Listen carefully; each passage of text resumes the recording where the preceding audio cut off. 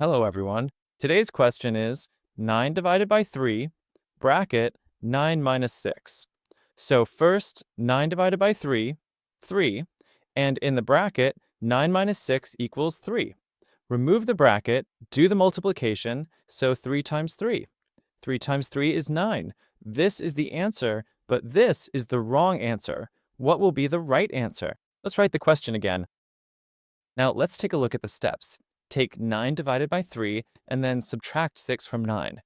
First, we'll solve the part inside the bracket, so 9 minus 6 gives us 3.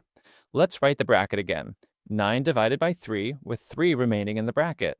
Now remove the bracket and we'll multiply the numbers, so it's 9 divided by 3 times 3.